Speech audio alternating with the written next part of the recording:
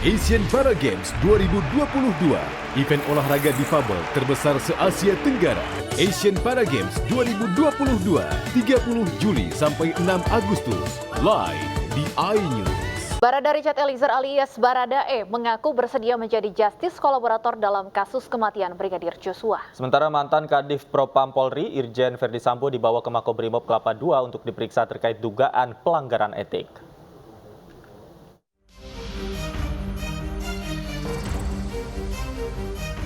Tersangka kasus kematian Brigadir J, Barada Richard Eliezer atau Baradae, mengaku bersedia menjadi justice kolaborator dalam kasus kematian Brigadir Joshua.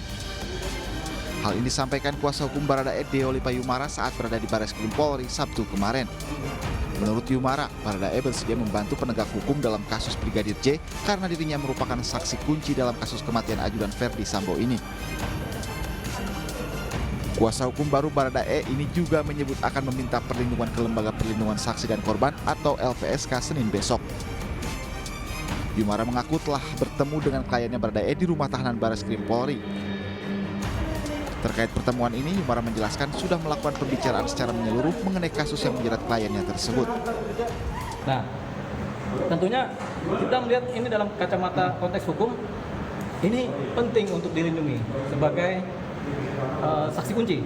Walaupun dia tersangka, tapi penting dilindungi sebagai saksi kunci, sehingga kami bersepakat, saya, Pak Burhanuddin dan Pak dengan Baradae, ya sudah kita ajukan diri yang bersangkutan sebagai justice kolaborator. Kita memohonkan itu dan kita juga meminta perlindungan hukum kepada lembaga perlindungan saksi dan korban. Sementara itu, mantan Kadif Propam Irjen Verdi Sambo dibawa ke Makobrimob Kelapa II Depok untuk diperiksa. Verdi Sambo akan ditempatkan di Makobrimob selama 30 hari ke depan usai diduga melanggar etik dalam kasus Brigadir Joshua.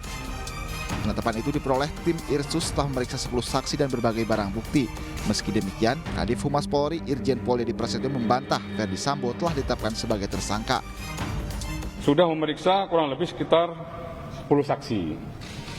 Dari 10 saksi tersebut dan beberapa bukti, ya, dari Irsus menetapkan bahwa Irjen Pol FS ya diduga melakukan pelanggaran ya terkait menyangkut masalah ketidakprofesional di dalam olah TKP.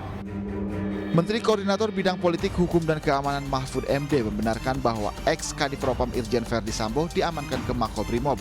Lewat akun Instagramnya, Mahfud menjelaskan proses hukum pelanggaran etik dan pelanggaran pidana bisa sama-sama berjalan tanpa perlu saling menunggu dan tidak bisa saling meniadakan. Tim Liputan iNews melaporkan.